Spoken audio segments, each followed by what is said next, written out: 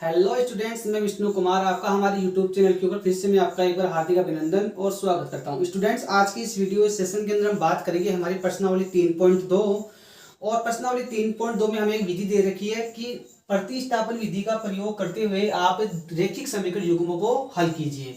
तो देखिए स्टूडेंट्स, इस सेशन और इस वीडियो के अंदर हम बात करेंगे हम प्रश्नावली 3.2 का जो हमारा क्वेश्चन दे रखा है पहला, उसमें लिख रखा है कि निम्न रैखिक समीकरण युग्म को प्रतिस्थापन विधि का प्रयोग करना है। हमें कौन सी विधि का प्रयोग करना है? हमें प्रतिस्थापन विधि का प्रयोग करना है और हमें इन समीकरणों के हल निकालने हैं। इसके लिए मैंने क्या किया स्टूडेंट्स, आपके सामने दो क्वेश्चन लिए हैं और दोनों क्वेश्चनों को हम प्रतिस्थापन विधि से सोल्व करेंगे।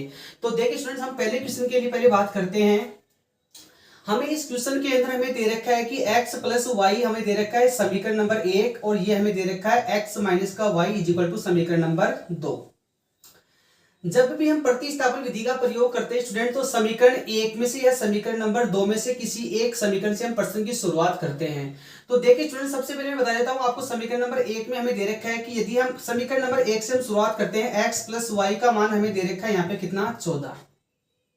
ये हमें दे रखा है स्टूडेंट्स। तो हमें क्या करना है कि चर x और y में से हमें किसी एक का पक्षांतरण करना है और यहाँ से हमें किसी एक चर की वैल्यू निकाल लेनी है। तो हम क्या करेंगे स्टूडेंट्स, यहाँ से y का इधर क्या कर देंगे, पक्षांतरण कर देंगे। जैसे हम इधर y का पक्षांतरण करेंगे तो हमारे पास में क्या बचेगा, इधर हमारे पास में आ जाएगा x इज इक्वल टू 14, इधर गया y किसका हो जाएगा, माइनस का y। फाइनली हमारे पास में जो x का जो रिजल्ट बना है स्टूडेंट, वो बना है 14 माइनस का y और इसको नाम दे देंगे हम समीकरण नंबर 3। हमने समीकरण नंबर 1 से ये हल निकाला है और इस जो हल जो हमारे पास में आया है कि x is equal to 14 minus Y आया है, इसको हम समीकरण नंबर 2 के अंदर पुटअप कर देंगे। तो इधर लिखेंगे समीकरण 2 में x is equal to 14 minus का y रखने पर, 14 माइनस का y रखने पर समीकरण नंबर 2 हमारा दे रखा है कि x माइनस का y इज इक्वल टू आपको दे रखा है 4। यहां हम वैल्यू पुटअप करेंगे x की, तो हमारे पास में कितनी है, 14 माइनस का y। तो यहाँ आ जाएगा 14 माइनस का y और ये आ जाएगा माइनस का y इज इक्वल टू कितना बढ़ जाएगा, 4। अब देखिए स्टूडेंट्स क्या करेंगे, यहाँ पर हमारे पास में हो गए यहाँ पे 14 माइनस वाई और y कितने हो गए हमारे पास में 2y और इज इक्वल टू कितना बढ़ जाएगा हमारे पास में 4। 14 का हम इधर कर देंगे पक्षांतरण, तो इधर बचेगा हमारे पास में 2y इज इक्वल टू बचेगा 4 माइनस के कितने हो जाएंगे, ये 14। इधर देखिए स्टूडेंट्स, आगे हम बात करते हैं। हमारे पास में इधर बच रहा है माइनस के 2y और इक्वल में हमारे पास में बच गए 14 में से गए 4 में से गए 14, तो हमारे पास बचेगा कितना, माइनस का 10। वैल्यू हमें फाइंड करना है y का, तो माइनस 2 का हम क्या कर देंगे, इसके अंदर डिवाइड कर देंगे और जब माइनस 2 का डिवाइड करेंगे तो डिवाइड होगा कितने बार स्टूडेंट्स, 5 बार। तो बात हो y का वैल्यू कितना आ गया हमारे पास में, y का वैल्यू हमारे पास में आ गया 5। इसको हम नाम दे देंगे समीकरण नंबर कौन सा, 4 नंबर। अब क्या करेंगे स्टूडेंट्स, हमने y का वैल्यू फाइंड कर लिया और इस y के वैल्यू को हम क्या करेंगे, समीकरण नंबर 3 में y की जगह रख देंगे और ऐसा करने से हमें क्या मिलेगा, x का वैल्यू फाइंड हो जाएगा। तो हम आगे लिखेंगे समीकरण 1 में, सॉरी समीकरण नंबर 3 में, समीकरण 3 में y इज इक्वल टू 5 रखने पर, y इज इक्वल टू 5 रखने पर समीकरण नंबर 3 हमारा दे रखा है x इज इक्वल टू हमें दे रखा है 14 माइनस का y। यह लिख देंगे x इज इक्वल टू बन जाएगा फाइनली 14 माइनस के कितने आ जाएंगे 5 और यहाँ से हमारा x का वैल्यू निकल जाएगा कितना, 9। तो फाइनली देखिए स्टूडेंट्स, हमारे पास में x का वैल्यू तो निकल गया 9 और y का वैल्यू कितना निकल गया हमारे पास में 5। यही क्या होते हैं हमारे पास में एक द्विघात समीकरण, एक रैखिक समीकरण युग्म के हल होते हैं जो हमने प्रतिस्थापन विधि का प्रयोग करते हुए इनको सोल्व किया है। उम्मीद करता हूं कि इस क्वेश्चंस के माध्यम से आपको प्रतिस्थापन विधि का जो मेनली जो फाइनली जो तरीका है वो आपको अच्छी प्रकार से समझ में आ गया होगा। स्टूडेंट्स, इसी को समझाने के लिए फिर मैंने आपका एक दूसरा क्वेश्चन और लिया है जिसके अंदर संख्या बट्टे के अंदर दे रखी है। अब बट्टे में जो संख्या हमें दे रखी है उन क्वेश्चंस को हम किस प्रकार से सोल्व करेंगे, इसकी हम आगे बातें करते हैं। तो देखिए स्टूडेंट्स, हम क्वेश्चन नंबर 2 की शुरुआत करते हैं, किस प्रकार से प्रश्न को हम सोल्व करेंगे।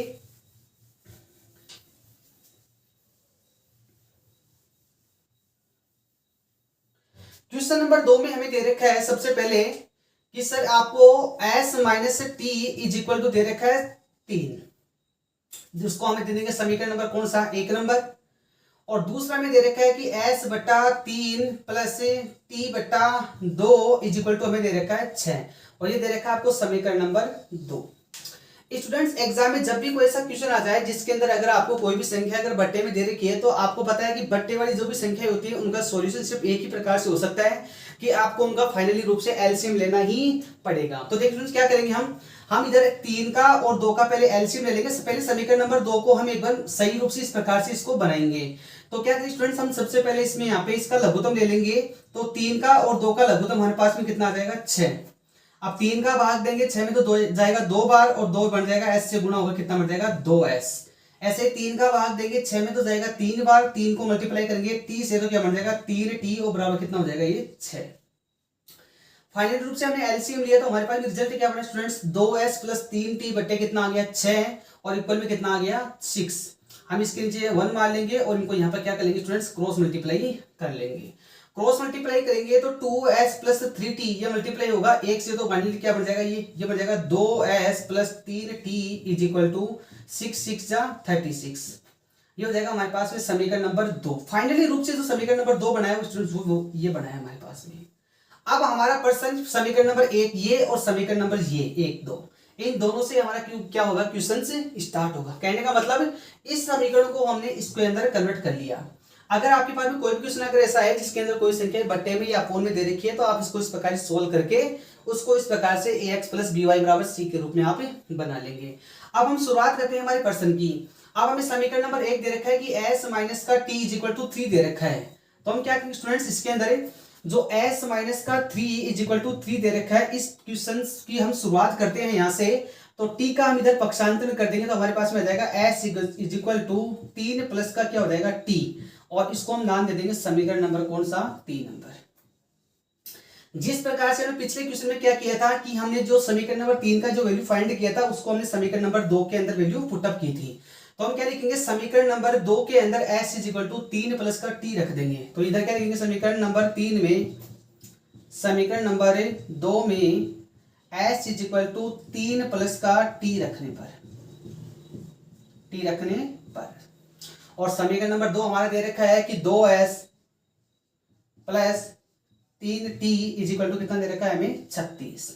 यहाँ वैल्यू फाइंड करेंगे, इधर रखेंगे पुटअप तो 2 आ जाएगा, और s का भी दे रखा है 3 प्लस का t, गुणा कर लेंगे, ब्रैकेट में लिख लेंगे 3 प्लस t को, और प्लस में आ जाएगा 3t इज इक्वल टू कितना बन जाएगा 36। 2 को गुणा करेंगे अंदर तो बन जाएगा 6, ये बन जाएंगे 6, और 2 को गुणा करेंगे t से तो बन जाएगा 2t, और प्लस कितना आ जाएगा, ये आ जाएगा 3t, और बराबर में वो दे रखा है 36। इधर ये बन जाएगा 6 प्लस 2 प्लस 3 कितने हो जाएंगे स्टूडेंट्स, 5t हो जाएंगे इज इक्वल टू कितना हो जाएगा 36। 6 का इधर कर देंगे हम पक्षांतर, तो इधर हमारे पास बचेगा 5t बराबर इक्वल टू 36 माइनस के 6।